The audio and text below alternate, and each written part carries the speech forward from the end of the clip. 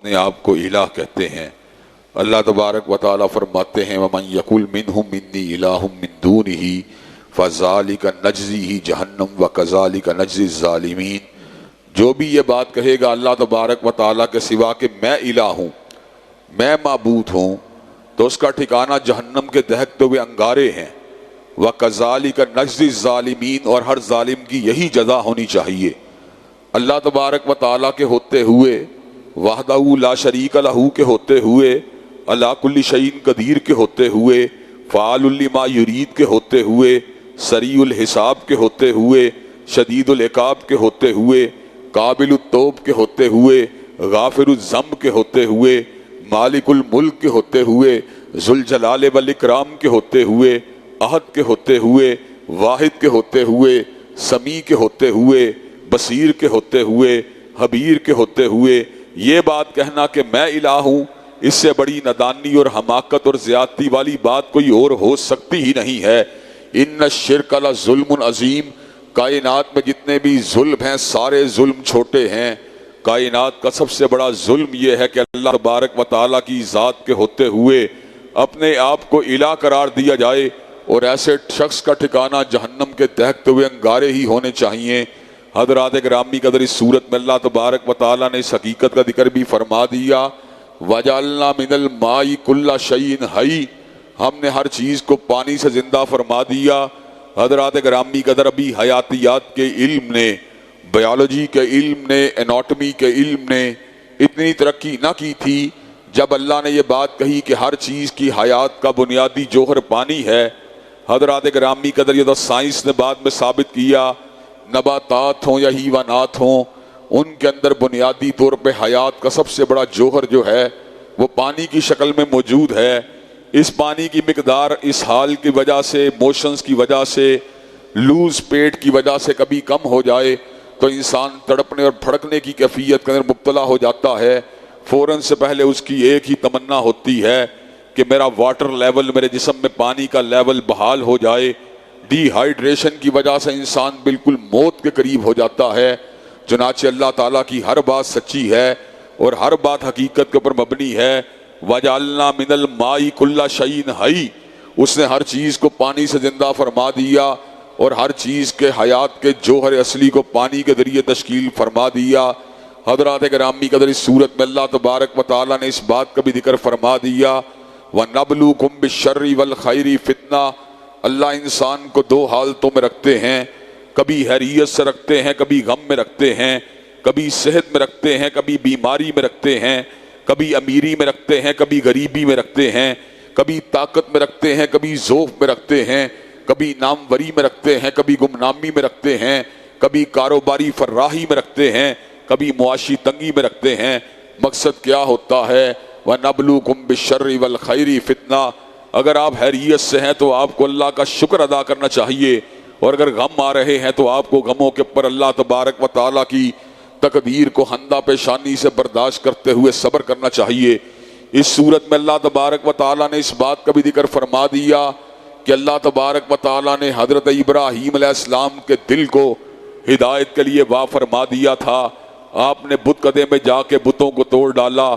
جب بستی کے لوگ واپس پلٹے تو کہنے لگے من فعل ھذا بآلہتنا انہ لمن الظالمین،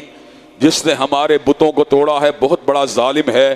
کہا سمعنا فتى یذکرہم یقال لہ ابراہیم،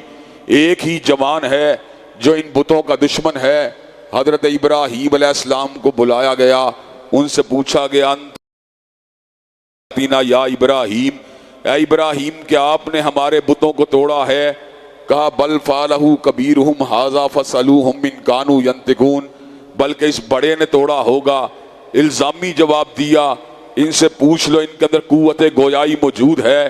حضرت ابراہیم کو کہنے لگے لقد علمت ما ھؤلاء ینطقون، ابراہیم علیہ السلام آپ کو پتہ ہے ان بتوں کے اندر قوت گویائی موجود نہیں ہے۔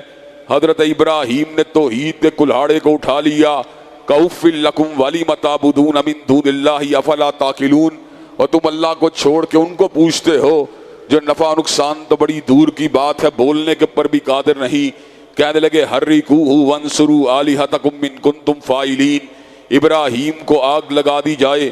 چتا کے اندر جلا دیا جائے، اس کے علاوہ اپنے بتوں کی مدد کرنے کی کوئی صورت باقی نہیں رہی۔ چتا کو بھڑکایا گیا، اچھی طرح جلایا گیا،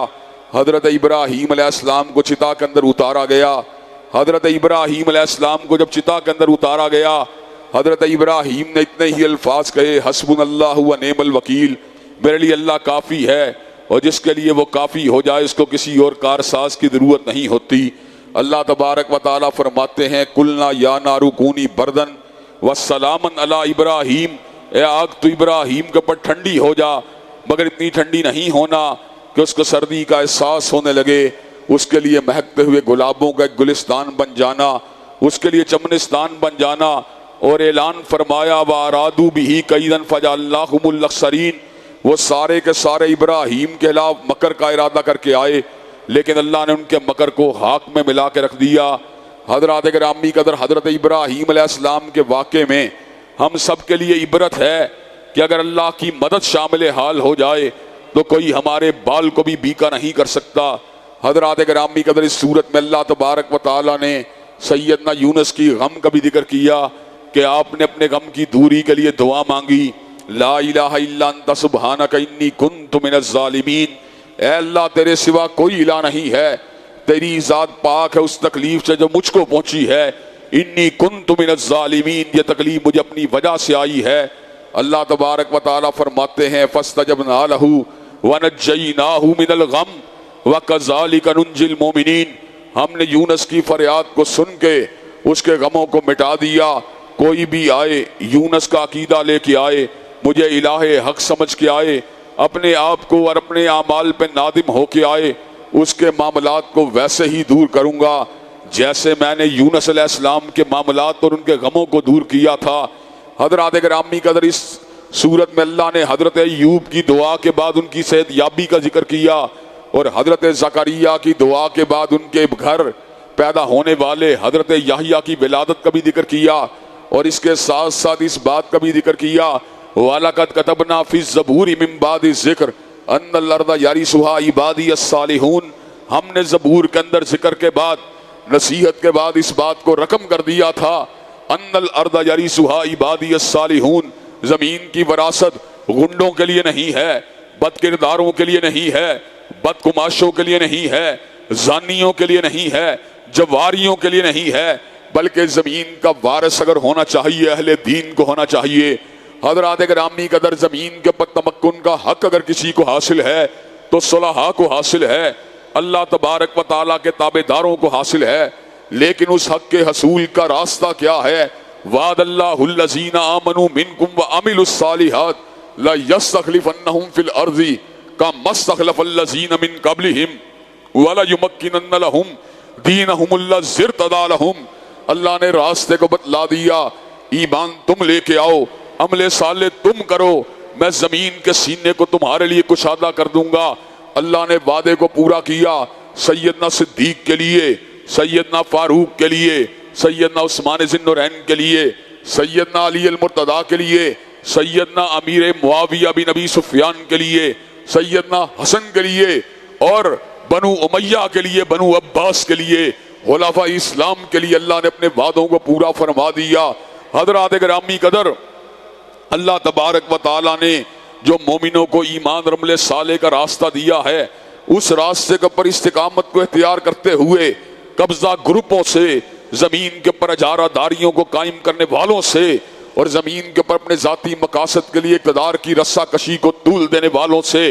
ان قبضہ گروپوں سے زمین کی وراثت کو چھڑانا یہ اہل دین کا شیوا ہے۔ لیکن آج اہل دین جو ہیں وہ بزدلی اور ایسے کم طریقے راستے پہ گامزن ہیں، وہ اس بات کے اوپر مطمئن ہیں کہ ہم نمازوں کو پڑھ رہے ہیں، روزوں کو رکھ رہے ہیں، زکوٰۃ کو دے رہے ہیں، ہمیں امور ملکی کے اندر اگر ہمارے ملک میں گنڈے لٹیرے قابض ہیں تو ہمیں ان سے اس قبضے کو چھڑانے کی ضرورت کیا ہے؟ اقتدار میاں صاحب کا ہو یا خان صاحب کا ہو یا زرداری کا ہو، اہل دین کو اس سے کوئی فرق نہیں پڑتا۔ حضرات گرامی قدر، حالانکہ ہونا یہ چاہیے کہ اہل دین اس بات کو سمجھیں، وہ جو زمین کے اوپر اپنی مرضی کے قوانین نافذ کرنے والے یہ رہنما ہیں، ان کو ہٹا کر اللہ کی حاکمیت کو قائم کرنا یہ ہم سب کی ذمہ داری ہے۔ جب تک ہم اس ذمہ داری کو ادا نہیں کریں گے زمین کے اوپر ظلم کا، جبر کا، استبداد کا، استحصال کا اور استحصال کا نشانہ بنتے رہیں گے۔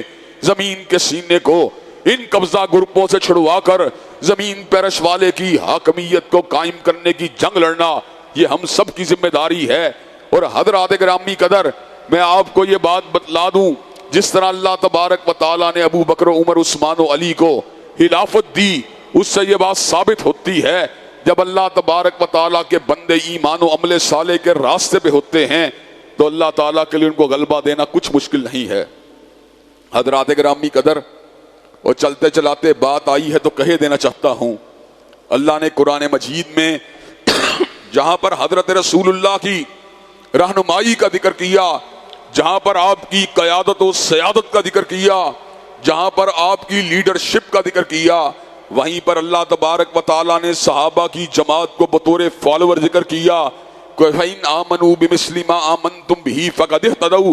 اگر تمہارا ایمان صحابہ کے ایمان جیسا ہوگا تو اللہ تبارک و تعالیٰ تمہارے ایمان کو قبول کر لیں گے۔ وَإِنْ تَوَلَّوْا فَإِنَّمَا هُمْ فِي شِقَاقٍ، اور اگر ہمارا ایمان صحابہ کے ایمان جیسا نہ ہوا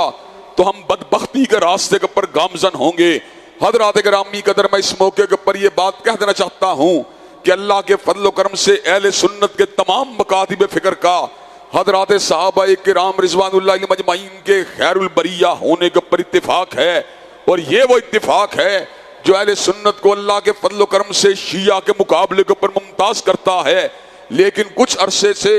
ایک سازش کے ساتھ، ایک کانسپریسی کے ساتھ، ایک باقاعدہ پلاننگ کے ساتھ مسلمانوں کے اس متفقہ اور اہل سنت کے ایک مشترکہ جو عقیدہ ہے اس کے اوپر شبہون مارنے کے لیے انجینئر محمد علی مرزا کو جیلم کے اندر پلانٹ کیا جا چکا ہے، جو آئے دن صحابہ کرام رضوان اللہ علیہم اجمعین کی ذاتوں کے بارے میں لوگوں کے ذہنوں کے اندر شکوک و شبہات کو پیدا کرتا ہے۔ کل تک وہ سیدنا امیر معاویہ رضی اللہ تعالیٰ عنہ کے بارے میں ہرزہ سرائی کرتا رہا، اور آج وہ حضرت طلحہ بن عبید اللہ، حضرت حواری رسول حضرت زبیر بن عوام اور حضرت ام المومنین حضرت حبیب کائنات حضرت صدیقہ کائنات کے بارے میں بھی لب کشائی کر رہا ہے اور ان کی ذات کے بارے میں پروپیگنڈا کر رہا ہے، اور جو صحابہ کرام رضوان اللہ علیہ مجمعین کا دفاع کرنے والی آوازیں ہیں ان کے پر لعنتیں بیچتا ہے،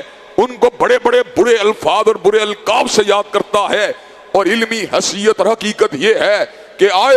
میں اس بات کا اعلان کرنا چاہتا ہوں کہ پاکستان کے کسی مقام کے اوپر، کسی ٹیلی ویژن چینل کے اوپر، کسی مقام، کسی مسجد کے اندر، کسی بازار، کسی چبوترے کے اوپر ہم سے گفتگو کرے، اللہ کے فضل و کرم سے ہم ثابت کریں گے مرزا دجال ہے، مرزا بے ایمان ہے، مرزا دھوکے باز ہے، صحابہ کرام رضوان اللہ علیہ مجمعین کا گستاخ ہے، ان کے بارے میں لوگوں کے ذہنوں کو پراگندہ کرنا چاہتا ہے۔ انشاءاللہ جب تک اہل سنت کا ایک فرزند بھی زندہ ہے، صحابہ کرام رضوان اللہ علیہ مجمعین کی ناموس کے جھنڈے کو انشاءاللہ اٹھاتے رہیں گے، اور انشاءاللہ رضی اللہ عنہم ورضوا عنہ کی بات کرتے رہیں گے۔ حضرات گرامی قدر، علمی قد کا عالم یہ ہے، جب بھی کبھی اس نے یہ بات سنی کہ مد مقابل میں اس کے سامنے بیٹھنے کے لیے تیار ہوں، وہاں سے فرار ہو گیا۔ مد مقابل جب اس نے یہ بات سنی بھائی ہشام الہی ظہیر ہے، وہاں سے فرار ہو گیا۔ مد مقابل بات سنی مولانا عتیق الرحمان علوی ہیں، وہاں سے بھی فرار ہو گیا۔ مد مقابل بات سنی، مد مقابل مولانا ابو یحییٰ نور پوری ہیں، وہاں سے بھی فرار ہو گیا۔ حضرات گرامی قدر، اللہ کے فضل و کرم سے لوگ جو صحابہ کرام رضوان اللہ علیہ مجمعین کی دشمنی کو اور ان کی شخصیات اور سیرتوں کو مشکوک کرنا چاہتے ہیں، ہم ہر مقام کے پر ان کا ناطقہ بند کرنے کے لیے تیار ہیں۔ حضرات گرامی قدر، کہ آپ صحابہ کے دفاع کے لیے انشاءاللہ ہمارے ہمراہ ہونے کے لیے تیار ہیں انشاءاللہ۔ حضرات گرامی قدر، اللہ تعالیٰ کے فضل و کرم سے اس حوالے سے ہمارا نقطۂ نظر بالکل واضح ہے، حضور معصوم ہیں، صحابہ کرام رضوان اللہ علیہ اجمعین معصوم نہیں تھے، غلطیاں ہو سکتی ہیں لیکن وہ مغفور تھے، اللہ نے ان کی خطاؤں کو معاف کر دیا ہے، اللہ ان سے راضی ہے اور وہ اللہ سے راضی ہیں۔ جب اللہ ان سے راضی اور وہ اللہ سے راضی تو ہم کون ہوتے ہیں ان کی ذاتوں کی تنقیس کرنے والے اور ان کی ذاتوں کے اندر عیبوں کو تلاش کرنے والے؟ حضرات گرامی قدر صحابہ کرام رضوان اللہ علیہ مجمعین کی شان یہ ہے کہ ہم نے اپنی آنکھوں سے حضرت رسول اللہ کے چہرہ مبارک کی زیارت نہیں کی، ہم نے آپ کے ہمراہ اپنی زندگی کے رود و شب کو بسر نہیں کیا، لیکن ہمیں آپ کی پوری زندگی ہم تک منتقل ہوئی ہے تو اہل بیت اعظام اور صحابہ کرام رضوان اللہ علیہ مجمعین کی گواہیوں کی وجہ سے منتقل ہوئی ہے۔ ہمیں حضور کی تہجد کا پتہ چلا، سیدہ صدیقہ سے پتہ چلا، ہمیں غار سور کی تنہائیوں کا پتہ چلا، سیدنا صدیق کی گواہیوں کی وجہ سے چلا، ہمیں حضور کی گھریلو زندگی کا پتہ چلا، بنات النبی الطاہرات کی گواہیوں کی وجہ سے پتہ چلا، ہمیں آپ کے جہاد کا پتہ چلا، آپ کے جانثار اور فداکار صحابہ کرام کی آپ کے ہمراہ لڑنے والی جنگوں کے ذریعے پتہ چلا۔ اگر صحابہ کرام رضوان اللہ علیہ مجمعین نہ ہوتے، اگر سیدنا ابو ہریرہ نہ ہوتے، اگر سیدنا عبداللہ ابن عمر نہ ہوتے، اگر سیدہ صدیقہ کائنات نہ ہوتی، اگر سیدنا انس ابن مالک نہ ہوتے، اگر سیدنا ابو سعید الخدری نہ ہوتے، تو حضرات گرامی قدر ہمیں کون بتاتا حضور کی سیرت کیا تھی اور آپ کا کردار کیا تھا۔ الحمدللہ ہم تک یہ چیزیں منتقل ہوئی ہیں ایک اثاثے کی حیثیت سے، بغیر کسی شک کے، بغیر کسی شبہ کے، تو ان نفوس قدسیہ کے ذریعے ہوئی ہیں جنہیں حضرات صحابہ کرام کا نام دیا جاتا ہے۔ حضور علیہ السلام نے خود اعلان فرما دیا، خیر الناس کرنی ثم الذین یلونہم ثم الذین یلونہم، بہترین لوگ میرے زمانے کے لوگ ہیں، اور اس کے بعد وہ لوگ بہترین ہیں جنہوں نے صحابہ کرام کے چہروں کی زیارت کی ہے، اور ان کے بعد وہ لوگ بہترین ہیں جنہوں نے ان چہروں کی زیارت کی ہے جنہوں نے صحابہ کرام سے ملاقات کی ہے۔ اللہ تبارک و تعالی ہمیں حب رسول کے ساتھ ساتھ حب صحابہ کے جذبات سے بھی بہرور فرمائے، اور ہمیں اہل بیت اعظام اور صحابہ کرام رضوان اللہ علیہ مجمعین سے بیک وقت محبت کرنے کی توفیق دے۔ حضرات گرامی قدر اس صورت میں اللہ نے اس بات کا بھی ذکر فرما دیا، وَمَا أَرْسَلْنَاكَ إِلَّا رَحْمَةً لِّلْعَالَمِينَ، آپ کو بھیجا گیا ہے کائنات والوں کے لیے رحمت بنا کر۔ آپ کی سیرت رحمت، آپ کا پیغام رحمت، آپ کا اسوہ رحمت، آپ کے معاملات رحمت، آپ کی حدیث رحمت، آپ کی سنت رحمت۔ اگر ہم سیدھے راستے پہ چلنا چاہتے ہیں تو ہمیں رحمت للعالمین کے دامن سے بستگی کو اختیار کرنا پڑے گا۔ حضرات گرامی قدر اس کے بعد سورہ حج ہے، اور سورہ حج کے اندر اللہ تبارک و تعالیٰ نے حج کی فرضیت کا ذکر کیا، اور اس بات کا ذکر کیا کہ اللہ نے سیدنا ابراہیم کو یہ بات کہی تھی، آپ حج کی پکار دیں، اللہ تبارک و تعالیٰ آپ کی پکار کو پھیلا دے گا، اور پوری دنیا سے لوگ کشاں کشاں حج کے لیے بیت اللہ کا قصد کر کے آیا کریں گے۔ حضرات گرامی قدر اس صورت میں اللہ نے اس بات کا بھی ذکر فرما دیا کہ قیامت کا زلزلہ بہت بڑی چیز ہے، ان زلزلۃ الساعۃ شیء عظیم، اتنی بڑی چیز ہے کہ یوم ترونھا تذہل کل مرضعۃ عما ارضعت وتضع کل ذات حمل حملھا وتری الناس سکارى وما هم بسکارى ولکن عذاب اللہ شدید۔ اس دن کا زلزلے کا عالم یہ ہوگا کہ آپ دیکھیں گے اپنے بچے کو دودھ پلانے والی ماں اپنے بچے کو چھوڑ کے بھاگ نکلے گی، اور حاملہ اپنے حمل کو گرا دے گی، اور لوگ حالت نشہ میں نظر آئیں گے، حالانکہ وہ حالت نشہ میں نہیں ہوں گے۔ وَلَكِنَّ عذاب اللہ شدید، بلکہ حقیقت یہ ہے کہ اللہ کا عذاب بڑا ہی سخت ہوگا۔ اس صورت میں اللہ نے اس بات کا بھی ذکر فرما دیا، وَمِنَ النَّاسِ مَن يَعْبُدُ اللَّهَ عَلَىٰ حَرْفٍ، کئی لوگ اللہ کی پوجا کناروں کے اوپر کرتے ہیں، حالانکہ اللہ کی پوجا بغیر کنڈیشن کے کرنی چاہیے، بغیر شرط کے کرنی چاہیے۔ فَإِنْ أَصَابَهُ خَيْرٌ اطْمَأَنَّ بِهِ، خیریت سے ہیں تو اللہ کی ذات پہ مطمئن ہیں۔ وَإِنْ أَصَابَتْهُ فِتْنَةٌ انقلب عَلَىٰ وَجْهِهِ، اور جب کوئی تکلیف یا آزمائش آتی ہے، گلے شکوے اور اللہ کے احکامات سے اور اس کی بندگی سے روگردانی کرنا شروع کر دیتے ہیں، خاسرت دنیا والآخرہ ذالک هو الخسران المبین، دنیا کے اندر بھی گھاٹا ان کا مقدر ہے، اور آخرت کا گھاٹا بھی انہی کا مقدر ہے، اور حقیقی گھاٹے میں یہی لوگ ہیں۔ اللہ تبارک و تعالیٰ نے اس صورت میں اس بات کا بھی ذکر فرما دیا، وَمَن يُعَظِّمْ شَعَائِرَ اللَّهِ فَإِنَّهَا مِن تَقْوَى الْقُلُوبِ، جو اللہ تبارک و تعالیٰ کی نشانیاں اور اس کے شاعر کی جو ہے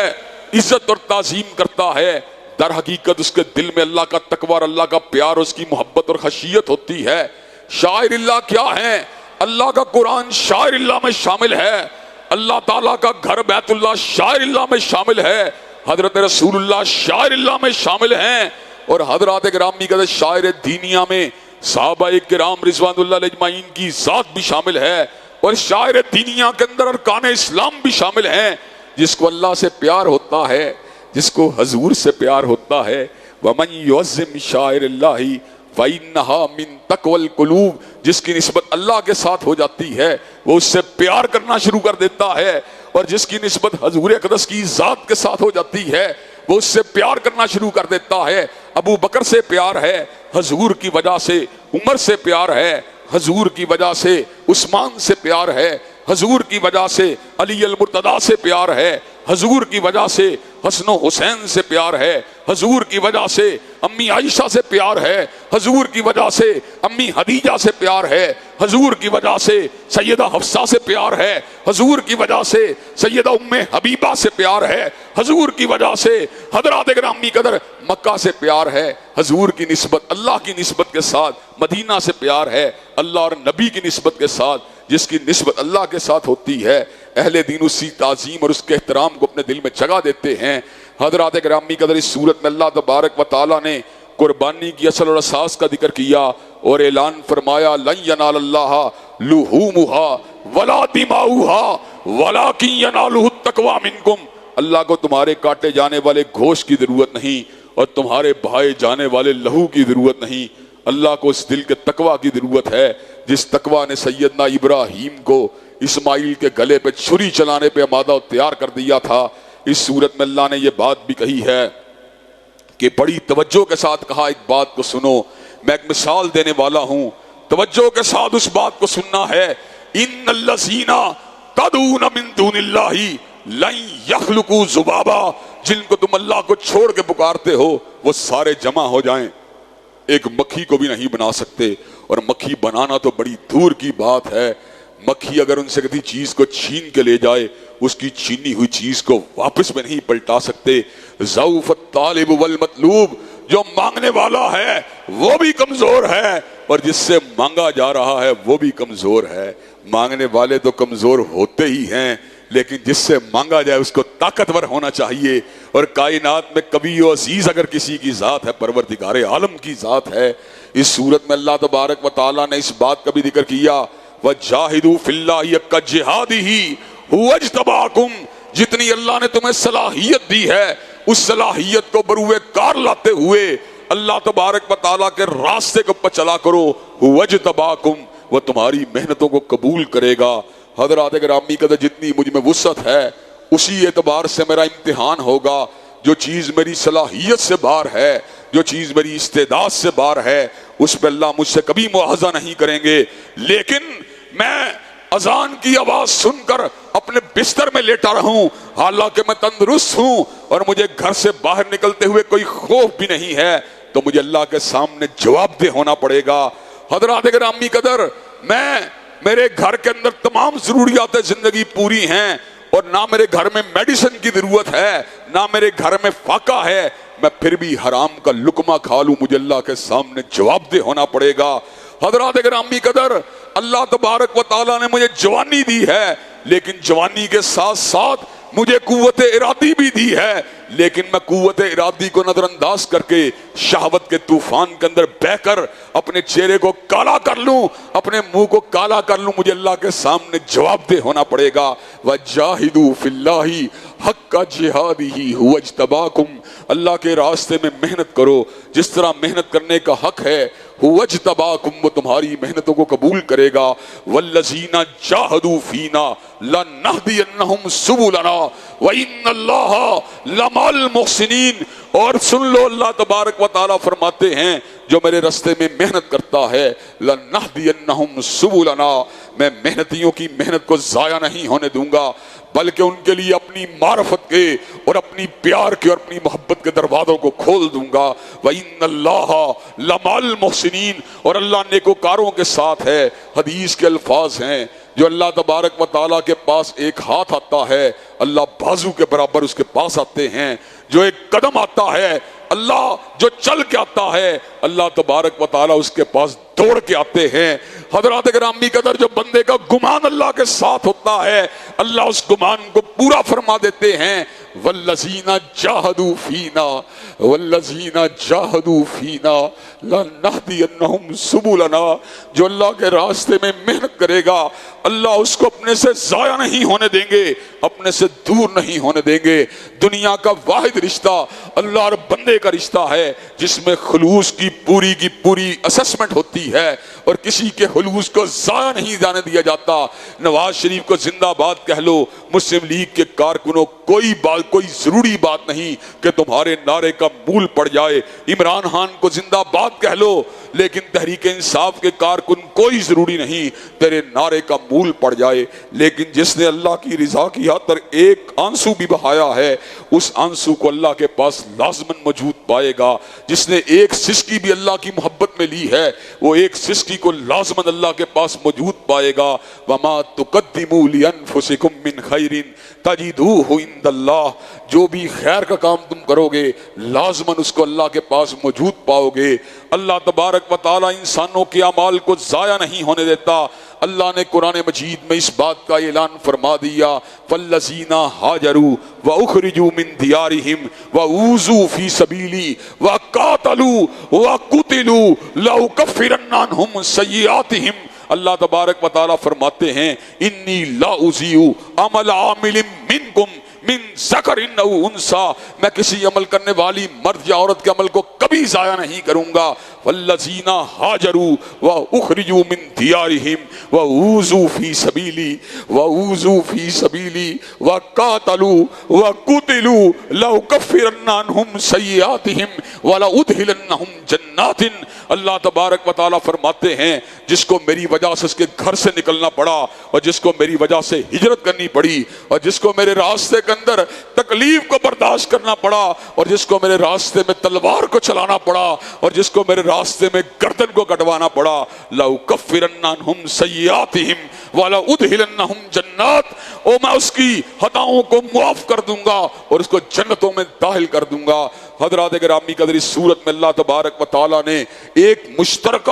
ایک مشترکہ فوکل پوائنٹ کو بھی قرآن مجید میں انڈیکیٹ فرما دیا۔ اللہ تبارک و تعالی فرماتے ہیں کہ تمہارا نام میں نے دین کے اعتبار سے مسلمان رکھا ہے، تم سارے کے سارے مسلمان ہو۔ ہوا سماکم المسلمین من قبل، اللہ نے تمہارا نام اسلام کی نسبت سے مسلمان رکھا ہے، وہ اس امت کے معرض وجود میں آنے سے بھی پرانا نام ہے۔ تم کون ہو؟ ملت ابیکم ابراہیم، اپنے بابا ابراہیم کی ملت ہو۔ تم عربی ہو، تمہارا روحانی باپ ابراہیم ہے۔ تم عجمی ہو، تمہارا روحانی باپ ابراہیم ہے۔ تم شرقی ہو، تمہارا روحانی باپ ابراہیم ہے۔ تم شمالی ہو، تمہارا روحانی باپ ابراہیم ہے۔ دنیا کے اندر دو مقدس ہستیاں ایسی ہیں جنہیں ہمارا روحانی باپ ہونے کا ایک اللہ نے بلند مقام دیا ہے۔ عیسائی تو مقدس باپ اللہ کی ذات کو کہتے ہیں۔ اللہ کے لیے اب کا لفظ بالکل باطل ہے، اللہ اب نہیں ہے بلکہ رب ہے۔ لیکن دو مقدس باپ جن کی پہچان قرآن نے ہمیں کروائی، ایک مقدس باپ کا نام ابراہیم ہے، ملت ابیکم ابراہیم، تم اپنے بابا ابراہیم کی ملت ہو، اور دوسرے روحانی باپ کا نام محمد کریم صلی اللہ علیہ وآلہ آلہ واصحابہ وبارک وسلم ہے۔ حضرت رسول اللہ بھی ہمارے روحانی باپ ہیں، اس لیے کہ اللہ نے قرآن میں ثمر کا اعلان فرما دیا، النبی اولی بالمؤمنین من انفسہم وازواجہ امہاتہم، نبی مومنوں کی جانوں سے زیادہ ان کو عزیز تر ہے اور اس کی بیویاں مومنوں کی مائیں ہیں۔ جب ان کی بیویاں ہماری روحانی مائیں ہیں تو ان کے شوہر نامدار ہمارے روحانی باپ کی حیثیت رکھتے ہیں۔ وہ تلاوت جو کہ منسوخ ہو گئی ہے، اس منسوخ تلاوت جو آیت تھی اس کے اندر الفاظ موجود تھے، ازواجہ امہاتہم، ان کی بیویاں مومنوں کی مائیں ہیں، وہو اب لہم، اور وہ خود ان کے روحانی باپ ہیں۔ یہ آیت کا یہ حصہ منسوخ تلاوت ہو گیا، لیکن مفہوم اور پیغام آج بھی موجود ہے۔ آپ کی بیویاں مومنوں کی مائیں ہیں اور آپ بحیثیت روحانی باپ ہمارے لیے ایک آئیڈیل کی حیثیت رکھتے ہیں۔ اللہ تبارک و تعالی ہمیں پیغام قرآن مجید کو سمجھنے، اس کے دل میں جگہ دینے، اس پر عمل پیرا ہونے کی توفیق دے۔ وآخر دعوانا الحمدللہ رب العالمین۔ الحمدللہ رب العالمین الرحمن الرحیم مالک یوم الدین ایاک نعبد و ایاک نستعین